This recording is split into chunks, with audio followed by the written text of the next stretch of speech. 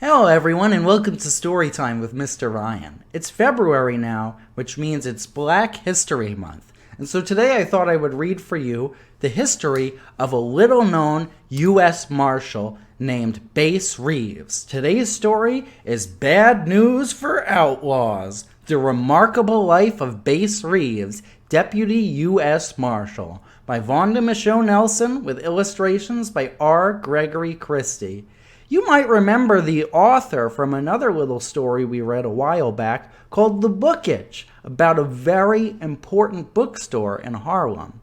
Well, I think you guys are really going to like this little tale of the Wild West and the inspiration for the character the Lone Ranger.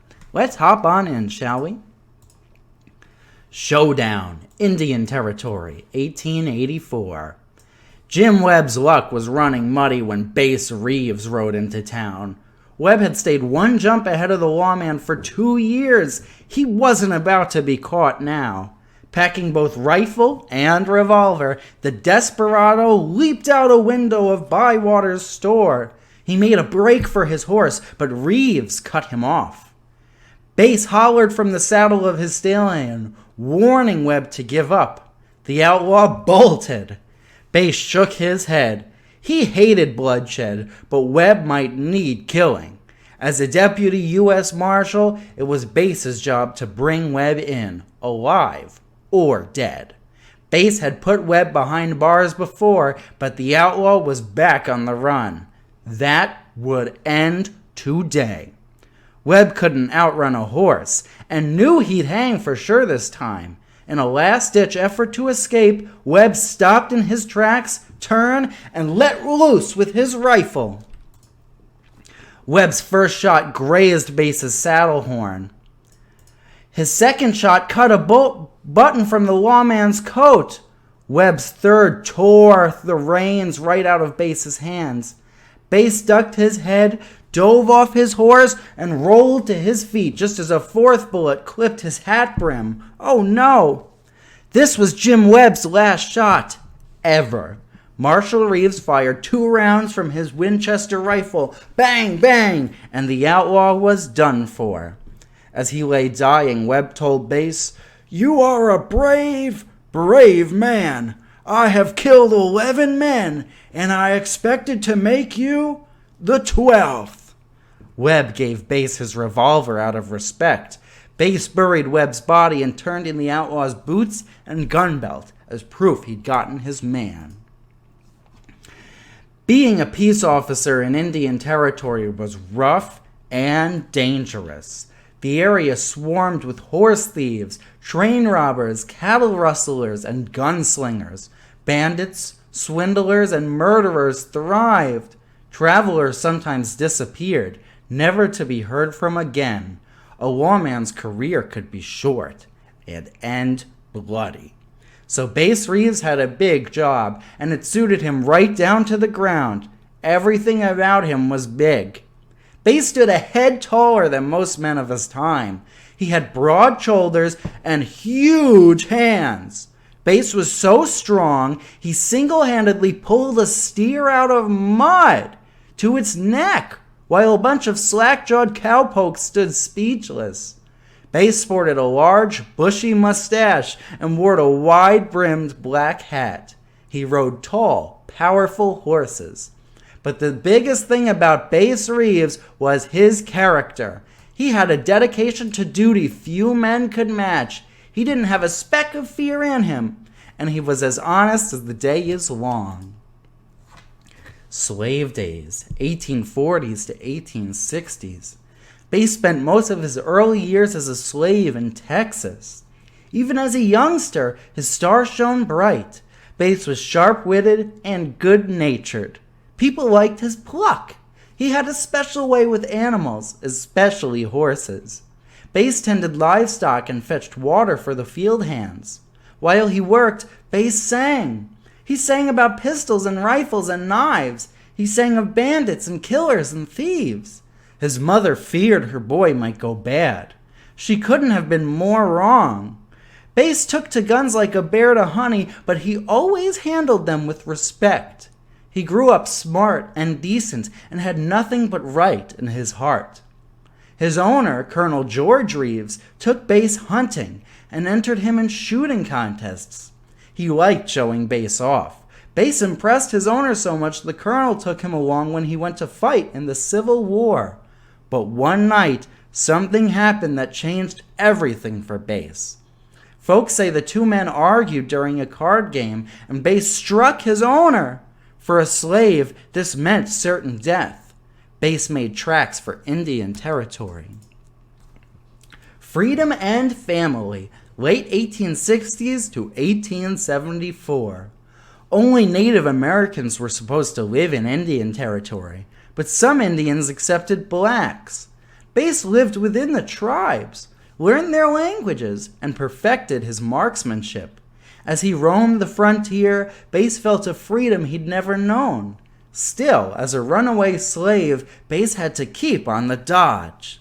Finally, the Civil War ended, and the slaves were free. It was safe for Bass to settle down.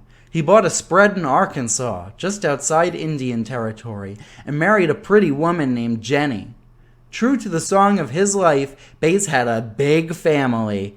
He and Jenny and their 11 children worked the land and raised hardy livestock. Bass's life was good, but times were hard for folks in Indian Territory. The vastness of this wild country offered countless places for bad men to hide. The territory became a haven for the West's most notorious outlaws. Settlers in Indian Territory had had enough. Even though most were squatters who had put down stakes illegally, they still wanted protection. Deputy US Marshal, 1875 to the 1900s. In 1875, the U.S. government sent Judge Isaac C. Parker to bring law to the territory. People called him the hanging judge, and the mention of his name made outlaws who never spent a day in church whisper a prayer. The judge hired 200 deputy marshals to track down outlaws in an area covering 74,000 square miles, larger than what would become the entire state of Oklahoma. Bass Reeves was one of them. He became Judge Parker's most trusted man. Bass was perfect for the job. He knew the territory and its people. Downright handy tools for tracking criminals, and his skill with shooting irons was already the talk of the territory. Bass was blazing fast on the draw and as good with his left hand as with his right. He would say he was only fair with a rifle, but Bass was such a crack shot he was barred from turkey shoots at picnics and fairs. He always won. One sharpshooter said when Bass stood firm and took careful aim, he could shoot the left hind off a contented fly, sitting on a mule's ear at 100 yards and never ruffle a hair. Like most former slaves, Bass couldn't read, but this didn't stop him from doing his job. Before going after wanted men, he had the arrest warrants from Judge Parker read to him. Bass listened carefully and memorized the shapes of the letters for each name he heard. He memorized the charges against each person, too. Then he'd hit the trail. Even when he got 30 warrants at one time, Bass always brought in the right outlaws. Bass could be out manhunting for weeks. He slept on the ground under the stars and worked in bitter cold and sweltering heat. Like other deputy marshals, Bass traveled with a chuck wagon and cook, a guard, at least one posse man, and a tumbleweed wagon to transport captives. Many lawmen of the time weren't much better than the hard cases they arrested, but Bass was as right as rain from the boot heels up. He couldn't be bribed, and he shot only as a last resort, even when Judge Parker said, "Bring them in alive or dead." Some outlaws, like Jim Webb, forced gunplay. Whenever Bass could, he found another way. Bass took many a bad man by surprise through the use of disguises. One day he'd pose as a cowboy. Another he'd be a tramp, a gunslinger, or an outlaw. Even horses played a part in his disguises. Like many U.S. Marshals, Bass rode some of the finest. Most times, he forked a handsome sorrel. Bass rode proud in the saddle. There was no mistaking his silhouette, but prize horse flesh could be a dead giveaway that the rider was a lawman. Bass always kept some rough stock and rode lazy while undercover. He planned every capture carefully. When Bass caught wind that two outlaw brothers were holed up at their mother's cabin, he rounded up a posse and made camp some distance away. Bass knocked the heels from a pair of worn boots and shot 3 holes in a floppy old hat. He hid his badge, handcuffs, and pistols under trail-worn clothes and then started walking alone to the hideout. It was a long walk, 28 miles. Bass wanted to be sure that if the brothers spotted him, they wouldn't suspect he was the law. When the outlaw's mother answered the door, Bass said he was tuckered out and hungry. Showing the woman the bullet holes in his hat, he claimed a posse was after him. She took Bass in, fed him some victuals, and even let slip that her boys were on the lam. When the two arrived, they agreed to partner up with Bass, and after sharing some laughs, everyone went to sleep. Everyone except Bass. At sun up, the brothers awoke in handcuffs. They were dumbstruck, but their ma was fit to be tied. As Bass led her sons away, she followed for 3 miles, calling him every bad name she knew. On a different warrant, Bass pretended to be a farmer. He rented some scrawny oxen and a rundown wagon. Bass drove the rig to the hideout of the men he was tracking. He ran over a stump on purpose and got a wheel caught. The outlaws came to help. They wanted to get him away from their hideout. Just as the criminals freed up the wagon, Bass jerked his Colts. Seeing it was Deputy US Marshal Bass Reeves, all 4 outlaws threw up their hands. Bass brought in wagon loads of criminals, as many as 17 prisoners at a time.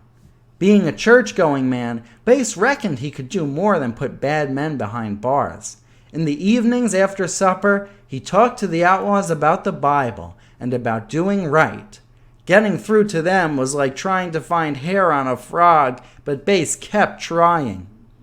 Now and then, captured outlaws tried to get the better of the marshal, but Bass was tough and unflappable. One day, while he napped, a skunk moseyed into camp and stopped next to Bass. Captives chained to the tumbleweed wagon threw stones at the skunk, hoping it would spray its stink on the lawman. But when Bass awakened, he didn't flinch. He reached out and gently petted the skunk. Word spread that Bass was a square shooter but a hard man. Outlaws learned that when Marshal Reeves had your warrant, you were as good as got unless you hightailed it out of the territory. One outlaw named Hellabilly Sammy did just that. With Bass on his heels, Sammy mounted a swift black charger that flat outran the marshal's sorrel. But Bass was patient. He would cross paths with Sammy on another day, and Bass would get his man. Even the infamous bandit queen, Belle Starr, admired Bass. Belle was about as far from tender as boot leather. She trifled with the likes of Jesse James and didn't cotton to lawmen. But when she heard Bass had her warrant, she turned herself in for the first and only time in her long, lawless career. Bass was respected and he was hated. Some whites didn't like the notion of a black man with a badge. Desperados simply wanted Bass off their trails. Bass had to be on the lookout day and night for bad men who went out to dry gulch him. But danger was a small matter for this lawman. Duty was his guide. Right and wrong were clear and simple. One day on the prairie, Bass came across an angry mob lynching a man. Without a word, Bass cut the man down and put him on the back of his sorrel. This was near as risky as a grasshopper landing on an anthill. But the mob just watched in awe as he rode off. They recognized Marshal Reeves and dared not interfere. Bass's devotion to duty was legendary. His sense of justice was never more tested than by his son, Benjamin. One awful day, Benjamin killed his own wife after she'd been untrue. Bass was so well liked that no one wanted to arrest his son. For 2 days, the warrant lay on the desk of the marshal in Micheaux. When Bass returned to the jail with prisoners, he got the sad news.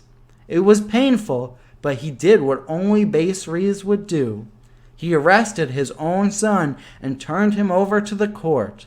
Although he was sentenced to life, Bass's son was a model prisoner and was pardoned after serving just 10 years.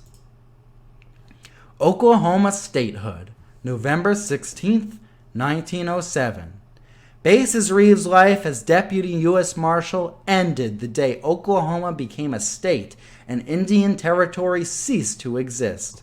State and local lawmen took over the federal marshal's duties. Bass Reeves served as Deputy U.S. Marshal in Indian Territory for 32 years, longer than any other. In fact, he was the only deputy who started with Judge Parker and stayed clear through statehood. He arrested more than 3,000 men and women, blacks, whites, and Indians.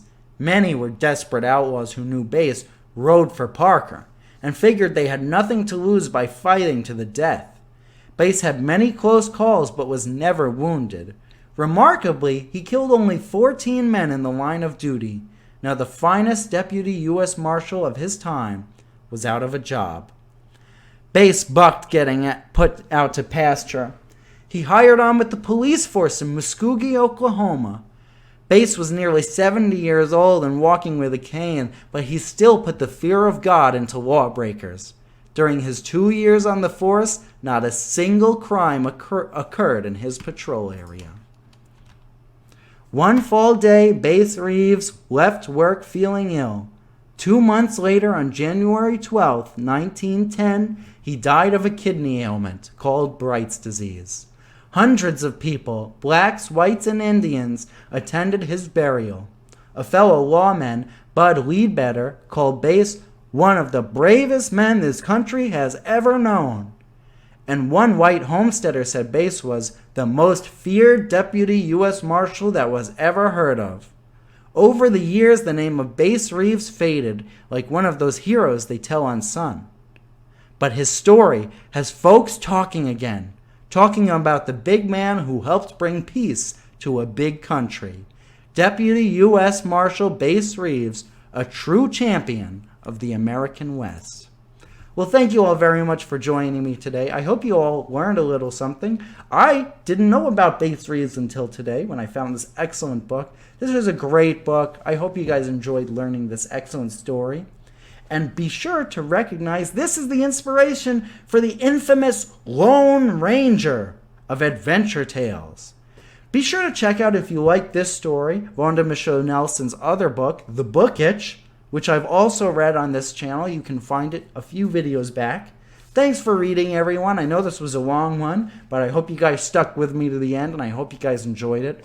Please feel free to check out some of the other videos on this channel, or if you're looking for fun activities you can do from home, go ahead and visit veronalibrary.org/children. Until next time, I'll be seeing you. Bye-bye. Thanks for watching.